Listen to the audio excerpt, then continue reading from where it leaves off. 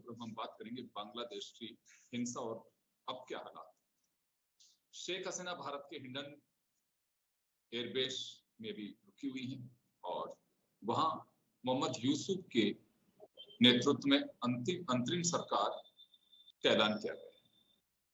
लेकिन बड़ी बात यह है कि हिंसा के बीच हिंदुओं को टारगेट किया जा रहा है, मंदिर जलाए जा रहे हैं, लोग लापता हैं, काफी लोगों को एयरलिफ्ट किया गया है। अब एक बड़ा सवाल ये उठता है, क्या ये साजिश है या फिर वाकई आरक्षण की आग जो थी जिसकी लपटों से ना शेख हसीना बच पाई ना देश बच पाई। हमारे साथ इस पूरे मुद्दे पर चर्चा करने के लिए विदेश मामलों के जानकार प्रोफेसर डॉक्टर करोड़ी सिंह जी हैं, डॉक्टर करमवीर सिंह जी हैं और रक्षा विशेषज्ञ हमारे साथ पूर्व लेफ्टिनेंट जनरल एसपीएस कटेवा साहब हैं। मैं करमवीर जी आपके पास में आना चाहूंगा। पिछले दिनों जब बात हुई थी, आप ढाका भी जाकर के आए थे, कुछ दिन पहले और अब के हालात में उस समय लग रहा था कि ये हल्की सी चिंगारी यहाँ दिखाई दे रही है जो आग का रूप ले सकती है, या अचानक ही सब कुछ इस तरह के हालात बने। आरक्षण की स्थितियां पहले से थी और ये हाई कोर्ट ने जब इसे खारिज किया तो सुप्रीम कोर्ट में इसे चैलेंज किया गया शेख हसीना के माध्यम से। ये सिलसिला तो चल रहा था, लेकिन ऐसे हालात बनेंगे तो क्या लगता है आपको कि ये पहले से दिखाई दे रहा था या फिर अचानक ही सब कुछ है और इसे आप देखते किस रूप में, कुछ साजिश है या ये बिल्कुल लग रहा था कि तो होना ही था? देखिए योगेंद्र जी, शेख हसीना जो है वो दिसंबर 2008 में इलेक्शन हुए थे बांग्लादेश में और काफी हद तक फ्री फेयर इलेक्शन थे और बहुत भारी बहुमत से उसमें जीत के आए थे और जनवरी 2009 में जो है इस तरह से उनकी सरकार बनी थी। उसके बाद आप देखेंगे कि कई मौके ऐसे आए हैं जिसमें सरकार के खिलाफ जो है लोगों का, अपोजिशन पार्टीज का जो है उनमें गुस्सा भी रहा है, लोगों ने विरोध प्रदर्शन भी किया है। 2013-14 में भी बहुत बड़े लेवल के ऊपर जो है मास प्रोटेस्ट इस तरह से हुए थे शेख हसीना सरकार के खिलाफ। और उसके बाद आप देखेंगे 2-3 बार इलेक्शन हो चुके हैं। इलेक्शन के टाइम में भी हमेशा होते हैं, अपोजिशन में उन पे आरोप लगाता रहा है और इसके अलावा सिविल सोसाइटी के भी बहुत सारे मूवमेंट हुए। तो ये आरक्षण का जो मुद्दा है, हालांकि 2018 में भी उठा था, उस समय भी बड़े भारी प्रदर्शन हुए थे इसको लेकर के। ये मुझे लगता है कि ये एक चिंगारी मात्र है, ये एक इमीडिएट रीजन हो सकता है। ओके, अदरवाइज एक बहुत बड़े समुदाय में आप देखेंगे कि सरकार के खिलाफ गुस्सा और नाराजगी जो है वो पहले से थी और वो अब जो है उसको हवा मिल गई एक तरह से। तो लेकिन देखने वाली बात है कि क्योंकि बांग्लादेश की पॉलिटिक्स को इस तरह से समझा जाता रहा हमेशा कि वहां पर जो है दो ग्रुप बने हुए हैं, एक है जो सेकुलर है और प्रो अवामी लीग है और दूसरा वो है जो प्रो बीएनपी है और इस्लामिस्ट फोर्सेज भी हैं, क्योंकि इस्लामिस्ट फोर्सेज और बीएनपी ये मिलकर के वहां पर लड़ते हैं। लेकिन आप देखेंगे कि तीसरी फोर्सेज भी हैं इस समय, आप देखेंगे जो ना तो बीएनपी और जमात इस्लामी के साथ उस तरह से एसोसिएटेड रहे हैं और ना ही अवामी लीग से रहे हैं। ओके, तो इन लोगों की आपने कुछ मांगे हैं, कुछ जायज हो भी सकते हैं, कुछ नहीं भी हो सकती है। अच्छा, इनमें अब बहुत सारे ऐसे लोग भी हैं जो पहले लिबरेशन फोर्सेस के साथ थे, शेख मुजीबुर रहमान के साथ मिलकर के बांग्लादेश की आजादी की लड़ाई लड़ने वाले लोग भी ऐसे बहुत सारे हैं जो सरकार के खिलाफ थे और अपोजिशन पार्टीज के ब्लॉक को वो ज्वाइन भी कर चुके थे। साथ में आप देखें स्टूडेंट्स को, स्टूडेंट का जो मूवमेंट हुआ, अभी भी मेरी कुछ समय पहले जो है कुछ ढाका यूनिवर्सिटी के कुछ प्रोफेसर से बात हुई थी और आप देखेंगे कई प्रोफेसर्स ने भी इनको हवा दिया इन स्टूडेंट्स के आंदोलन को और उनको इनफैक्ट उन्होंने लीड भी किया और ऐसा सुनने में आ रहा है कि बहुत जल्दी जो है उनमें से एक को जो है वो शिक्षा मंत्री भी बनाया जाएगा, औरों को भी जो है ऊंचे पद दिए जाएंगे। सो कई यूनिवर्सिटी के कई प्रोफेसर्स ने भी जो है उनको सपोर्ट किया। ढाका यूनिवर्सिटी जो है एक बड़ी प्रेस्टिजियस यूनिवर्सिटी मानी जाती है बांग्लादेश में, वो एक नॉर्मल यूनिवर्सिटी नहीं है और उसने वहां पर आप देखेंगे लैंग्वेज मूवमेंट को शुरू किया, वहां का लिबरेशन जो स्ट्रगल था उसमें बहुत बड़ी भूमिका रही है और ये इस समय भी आप देखेंगे कि वहां की पॉलिटिक्स में जो उन्होंने भूमिका अदा की। हालांकि बहुत सारी स्टूडेंट जो है वो बीएनपी और जमात इस्लामी से भी एसोसिएटेड है, लेकिन ऐसे भी हैं जो न्यूट्रल है और वो चाहते हैं कि ना बीएनपी और ना ही अवामी लीग, इस समय ऐसी फोर्सेज होनी चाहिए जो सबको एक्सेप्टेबल हो, जो न्यूट्रल रहे हो, और मोहम्मद यूनुस वो उनकी पसंद बन करके ना उभरे। सो आप देखेंगे कई मुद्दे इसमें हैं। आरक्षण तो एक मात्र एक इमीडिएट रीजन हो सकता है, इसके अलावा बहुत सारे ऐसे मुद्दे इसमें छुपे हुए हैं जिन सब का जो है ये परिणाम है कि आज ये दशा बांग्लादेश की हुई। बिल्कुल आप सही कह रहे हैं। जो तस्वीरें हैं किस तरह की प्रधानमंत्री निवास में लूट मची है, अवामी लीग के दफ्तर को जला दिया गया, एक एक करके कई मंत्रियों के मकानों को, उनके निवास को आग के हवाले कर दिया गया। अब यहाँ बात आती है कि मोहम्मद यूसुफ के हाथ अब अंतरिम सरकार, लेकिन दखल सेना का रहेगा और सेना के दखल के बाद क्या वहां की स्थितियां नॉर्मल हो पाएंगी?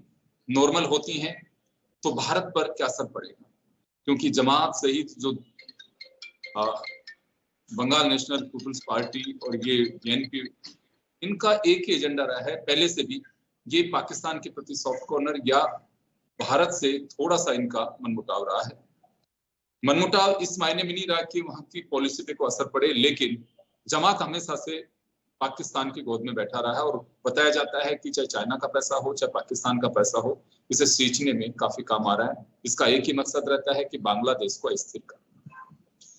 प्रोफेसर करोड़ सिंह जी के पास में जाना चाहूंगा। सर, क्या लगता है आपको कि बांग्लादेश में बहुत सारी ऐसी ताकतें पहले से थी लेकिन वो हिम्मत नहीं कर पा रही थी, चंद लोग थे, पाकिस्तान हो चाहे चाइना हो या दूसरे मुल्क हो, जो इनको सींचने की कोशिश कर रहे होंगे, अब लगता है कि अपने मंसूबों में कामयाब रहे हैं और बांग्लादेश को जो अस्थिर करना चाहते थे, क्योंकि अगर मुस्लिम कंट्रीज हमारे आसपास की अगर हम देखें तो बांग्लादेश की GDP हो चाहे वहां की स्थिरता हो, उनसे काफी बेहतर रही है। तो ये माना जा सकता है कि वो अपने मकसद में कामयाब रहे हैं और अब बांग्लादेश में जो चाहते थे कि क्या स्थिरता बनी रहे, वो दिखाई दे रही है। देखिए योगेंद्र जी, ऐसा है कि जो आप विदेशी हाथ की बात कर रहे हैं, ये सवाल बहुत से चैनल्स पे उठा है और बहुत से मीडिया वालों ने सवाल भी पूछे हैं। आज भी जब एक्सटर्नल अफेयर्स मिनिस्ट्री की प्रेस ब्रीफिंग था, उसमें भी ये सवाल उठा था कि क्या विदेशी हस्तक्षेप है, तो जवाब यही था कि भाई है या नहीं है, इसको हम एनालाइज कर रहे हैं, लेकिन प्रत्यक्ष रूप से इस तरह का विदेशी हस्तक्षेप नहीं दिख रहा है। कारण इसके बांग्लादेश के समाज में, बांग्लादेश की राजनीति में निहित है, क्योंकि शेख हसीना ने जिस तरह से गवर्नेंस दिया उसमें डिसेंट को बिल्कुल उन्होंने कुचल दिया, डिसेंट स्वीकार नहीं की। दूसरा, उन्होंने जो संस्थाएं थी उनको बहुत कमजोर कर दिया। तो अगर संस्थाओं को कमजोर कर दोगे, डिसेंट एक्सेप्ट नहीं करोगे और जो पार्लियामेंट्री प्रोसेस थी उसको भी कमजोर किया, और पिछला चुनाव था उसमें जो विरोधी राजनीतिक दल थे उन्होंने बॉयकॉट किया था। तो ये स्थिति तो बांग्लादेश के अंदर ही ऐसी बिगड़ रही थी कि आप डिसेंट को स्वीकार नहीं करोगे, एक प्रजातांत्रिक प्रक्रिया जो होनी चाहिए उस तरह की नहीं होगी, तो समस्याएं तो होगी। लेकिन अभी जो आंदोलन हुआ, जो पहला फेज था वो तो कोटा सिस्टम को था, लेकिन जो दूसरा फेज आया सुप्रीम कोर्ट के जजमेंट के बाद में, वो आंदोलन था वो हसीना को हटाने को लेके था कि हसीना को हटाना है। तो पहले फेज में तो ढाका यूनिवर्सिटी के स्टूडेंट्स ही आगे थे, लेकिन दूसरे फेज में जो पॉलिटिकल पार्टी थी, जमातें हैं, BNP, वो बहुत आगे बढ़ गई थी।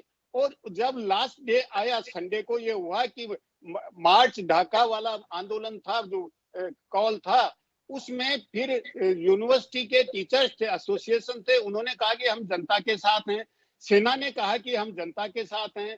तो हसीना के सामने कोई विकल्प नहीं रहा कि वो जाएं। अगर वो वहां रहती तो हसीना की भी उसके पिताजी की तरह किसी न किसी रूप में हत्या हो जाती। तो इस तरह का जन आक्रोश था ये, और वो जन आक्रोश इस लेवल तक पहुंच गया कि फादर ऑफ द नेशन की स्टेचू है उसको भी तोड़ दिया है। तो देखिए, किसी भी चीज को एक सीमा से आगे आप दबाओगे तो वो विस्फोटक तरीके से आएगी। तो चलिए, मैं एक बात जानना चाहूंगा सर आपसे कि हिंदुओं को आज टारगेट किया जा रहा है, आर्मी खामोश होकर देख रही है वहां पे, लॉ एंड ऑर्डर, क्योंकि आर्मी ने टेक ओवर किया गवर्नमेंट को, तख्ता पलट हुआ है वहां पे। तो एक बात तो समझ में आती है, चले शेख हसीना एक लिबरल तानाशाही की तरह काम कर रही थी, कुछ लोग उससे नाखुश थे, कुछ लोग खुश थे, लेकिन वो अपने एजेंडे थोपने की कोशिश कर रही थी। चलिए ये बात ठीक है, पब्लिक में एक जो गुब्बार था जनाक्रोश का वो बढ़ता चला गया और अंत में उसको फूटना ही था, जिसका अंजाम ये हुआ, ये बात ठीक है। लेकिन सेना की एक ड्यूटी, मॉरल ड्यूटी बनती है कि वहां पे लोगों को रिलीफ दे और लॉ एंड ऑर्डर बनाए, मेंटेन करे। प्रधानमंत्री में निवास की आप स्थिति देखिए, कोई क्या निकाल के लेके जा रहा है, कोई क्या निकाल के लेके जा रहा है। तो मुझे नहीं लगता है कि ये स्थितियां बने। हिंदुओं के मंदिर तोड़े जा रहे हैं, जलाए जा रहे हैं, उनको तकलीफ दी जा रही है और आर्मी खड़ी हुई देख रही है, जो रिपोर्ट्स आ रही हैं सामने। तो इसमें हम सिर्फ एक ही एजेंडे को कैसे मान सकते हैं कि शेख हसीना को हटाने के लिए ही ये सारा गुब्बार, तो उसके बाद तो शांति बहाली होनी चाहिए, तो आउट कर दिया। देखिए योगेंद्र जी, आपके दो सवाल हैं कि आर्मी साइलेंट स्पेक्टेटर और हिंदू मुस्लिम के एंगल से देखना। देखिए आर्मी का जहां तक सवाल है, आर्मी ने ये कहा कि हम हमारे लोगों पे, अपने ही लोगों पे गोली नहीं चला सकते। ये हसीना को उन्होंने कह दिया कि आप अगर चाहती हो तो सेफ हेवन कहीं भी चले जाओ।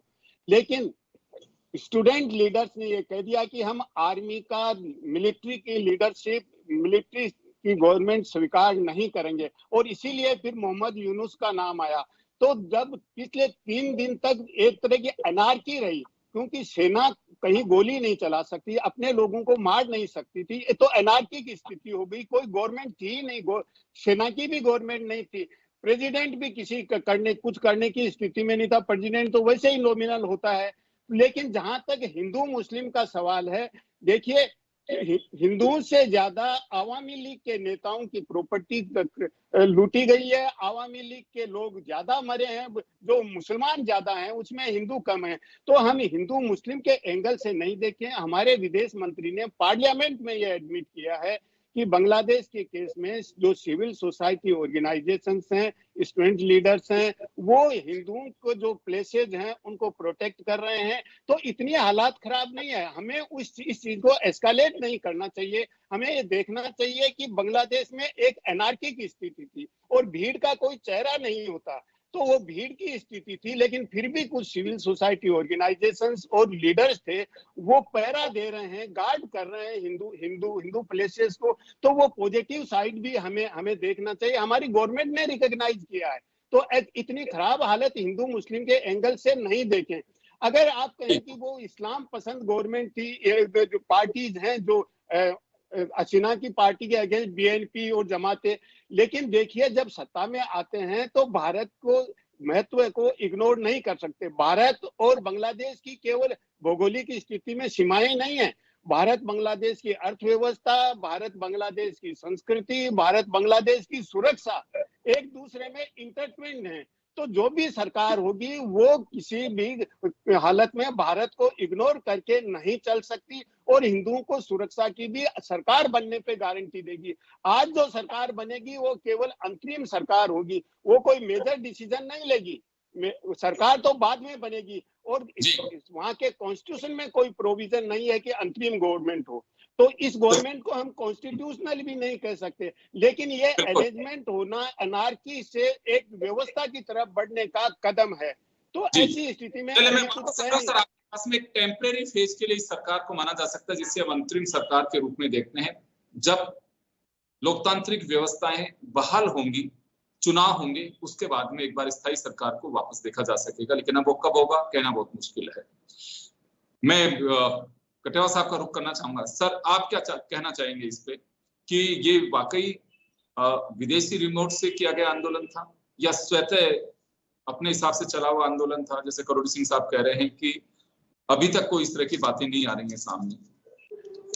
देखिए योगेंद्र जी, अभी तक कोई सबूत नहीं पेश आया है, पर जिस से जो छात्रों की प्रोटेस्ट था, जो उनका प्रदर्शन था, वो जब उनके पूरी डिमांड हाई कोर्ट से मान ली गई, सुप्रीम कोर्ट से भी उनकी मान ली गई और शेख हसीना भी तैयार थी कि वो रिजर्वेशन को 30% से 6% से भी कम लाने के लिए तैयार थी।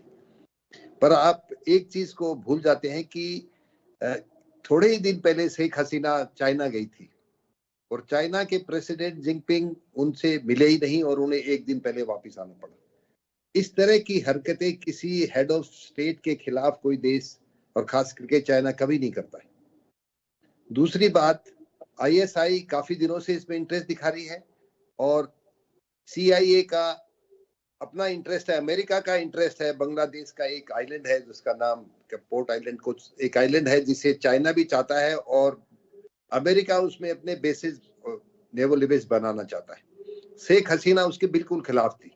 पिछली बार जब बीएनपी की सरकार थी और खालिदा जिया जब प्रधानमंत्री थी तब ऐसी बात चली थी कि वो आइलैंड अमेरिका को बांग्लादेश अपनी बेसिस बनाने के लिए दे सकता है, पर वो हुआ नहीं।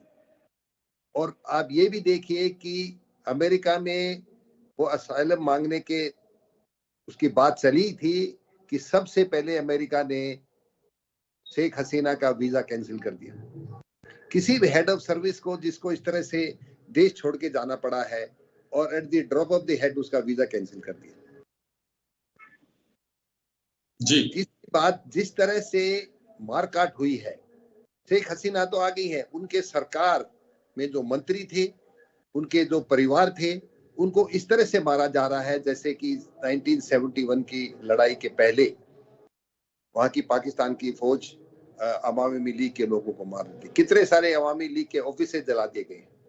और सबसे बड़ी बात कि जो वहां का प्रेसिडेंट, जो वहां के राष्ट्रपिता है शेख मुजीबुर रहमान, उनकी मूर्ति, ज्यादा पुरानी बात नहीं है, 71 ज्यादा पहले नहीं था।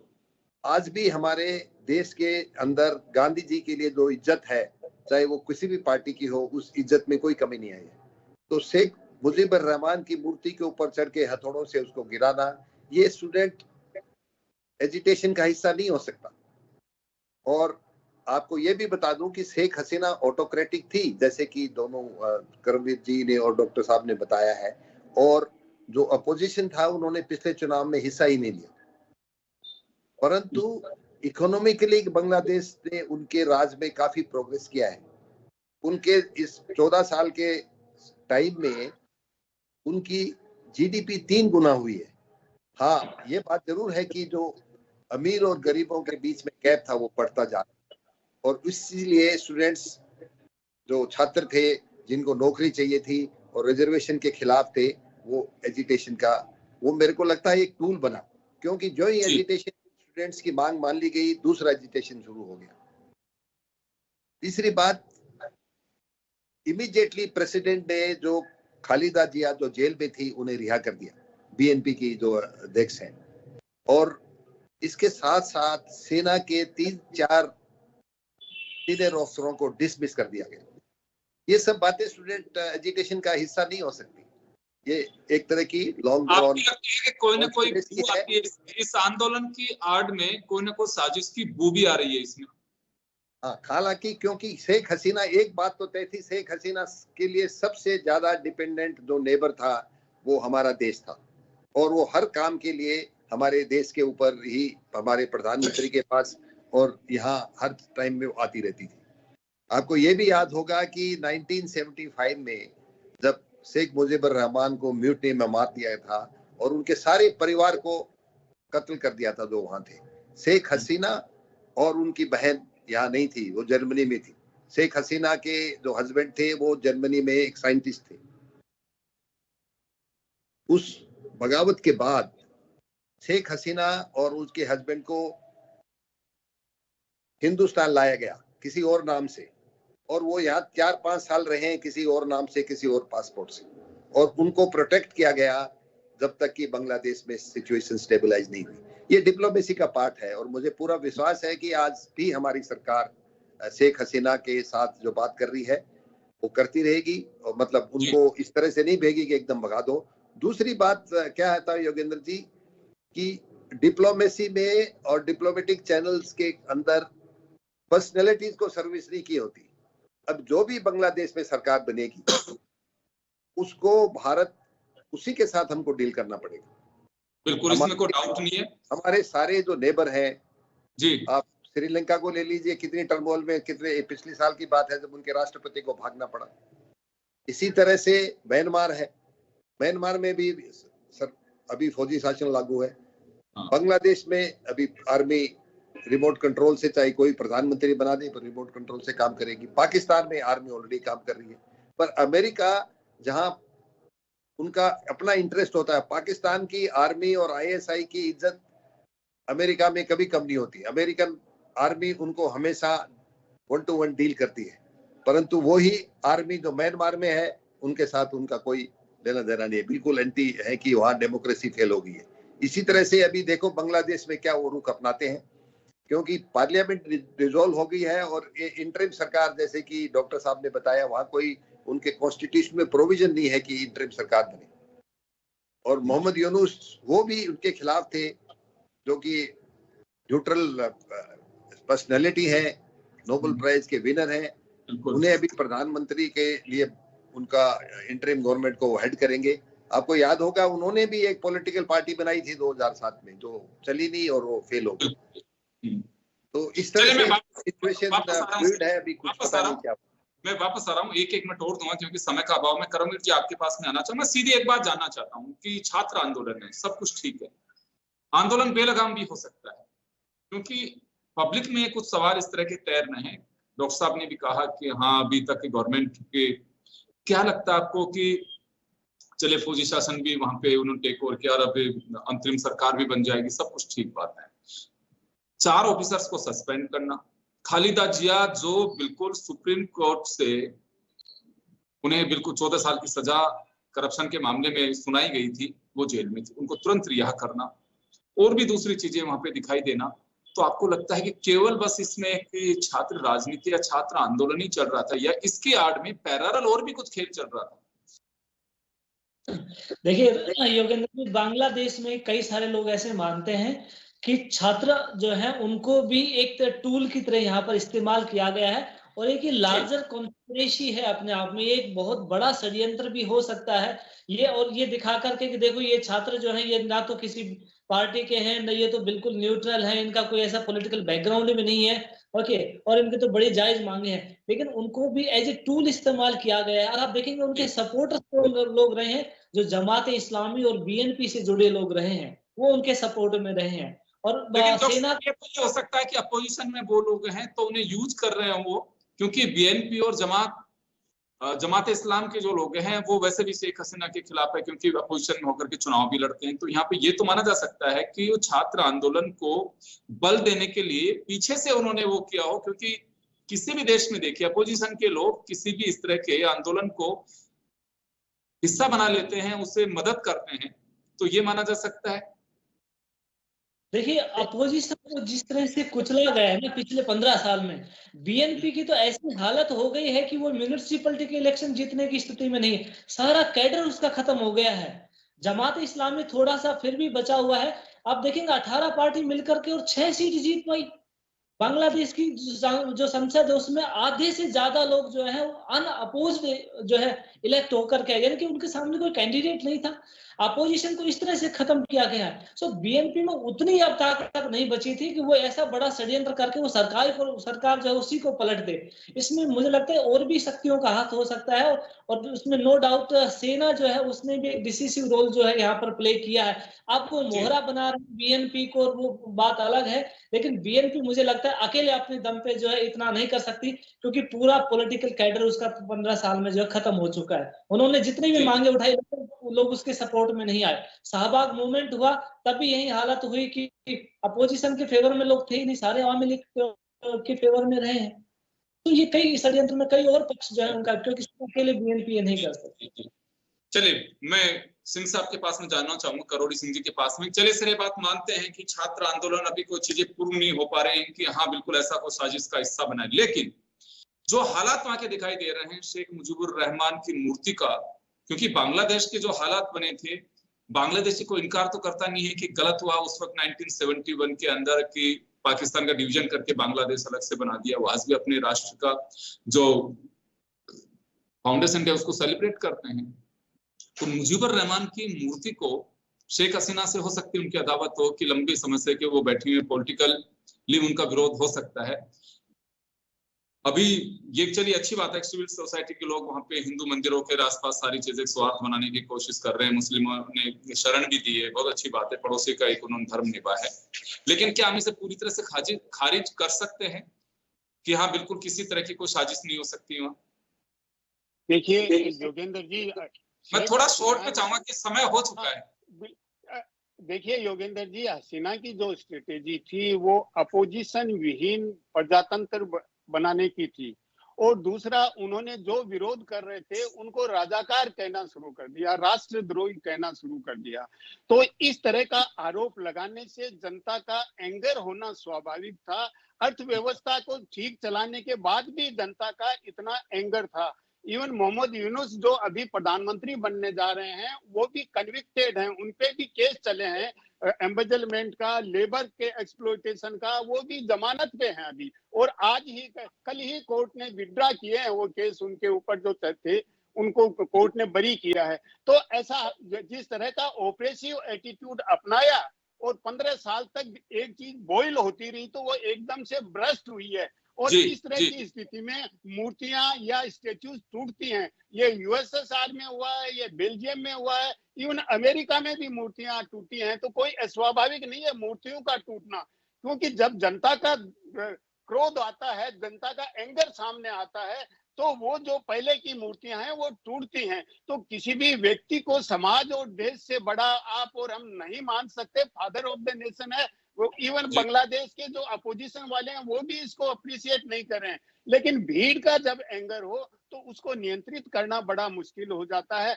और ये 3 दिन की तो बिल्कुल एक तरह की अराजकता थी कि कोई व्यवस्था थी ही नहीं, तो उसमें कुछ भी हो सकता था। तो अब चीजें जैसे अंतरिम गवर्नमेंट बनेगी, स्टेबलाइज होगी और किस डायरेक्शन में जाता है, ये तो भविष्य की बात है किस दिशा में जाएगी। चलिए कटेवा साहब, मैं 30 सेकंड में आपके पास में आना चाहूँ। अब क्या लग रहा है सर आपको, जैसे डॉक्टर साहब कह रहे हैं कि 3 दिन की एनआरकी ऐसी बनी हुई थी जिसमें क्योंकि नेतृत्व विहीन हालात बन गए थे, वहां पे कोई लगाम ही नहीं थी किसी के ऊपर, तो इस वजह से स्थितियां बनी है। अब क्या लगता है आपको कि अब पटरी पे चीजें लौट जाएंगी जल्दी ही, ये मान के चलना चाहिए हमें? योगेंद्र जी, पटरी पे लौटेंगी उसमें तो शायद टाइम लग सकता है, परंतु सबसे बड़ा हमारा एक हमको जो चिंता होनी चाहिए वो हमारी भारत की सिक्योरिटी की चिंता होनी चाहिए, क्योंकि हमारा 4000 से किलोमीटर से ज्यादा उनके साथ बॉर्डर है। और जो नॉर्थ स्टेट्स हैं उनमें 5 स्टेट ऐसे हैं जिनके साथ उनका बॉर्डर लगा हुआ है, 4 स्टेट, एक बंगाल, 5वें। ऐसे हालात में जो वहाँ इंसर्जेंट ग्रुप्स हैं नॉर्थ ईस्ट के, जिनको अभी तक दबे पड़े थे, उन्हें अभी फ्री रन मिल जाएगा बांग्लादेश में जाने का। अगर वहाँ ऐसी सरकार बन गई जो भारत सरकार के साथ कोऑपरेट नहीं करेगी, तो हमारी नॉर्थ ईस्ट की जो सिचुएशन है वो खराब हो सकती है। जो इंसर्जेंट ग्रुप्स हैं वो वहां से फ्रीली बांग्लादेश में जा सकते हैं और वहां से तैयारी करके वहां भी आ सकते हैं। तो ये हमारे लिए जितना जल्दी नॉर्मल हो उतना ही हमारे देश के लिए अच्छा है। जी बिल्कुल, क्योंकि माना भी जाता है कि, और भारत इन चीजों में यकीन भी करता है कि पड़ोसी भी खुशहाल रहे और शांति बहाली रहे। खैर चलिए, लेकिन फिलहाल तनावपूर्ण हालात हैं बांग्लादेश में, और कितनी जल्दी पटरी पर चीजें लौटती हैं। मोहम्मद यूसुफ के नेतृत्व में जो सरकार बनेगी वो कितनी जल्दी वहां की चीजों को बहाल कर पाती है, ये देखने वाली बात है कि मिलीजुली सरकार रहेगी, आंदोलनकारी भी उसका एक हिस्सा बन करके रहेंगे। तो चलिए, आप सभी का बहुत बहुत शुक्रिया। खास खबर में इतना ही, दीजिए इजाजत, नमस्कार।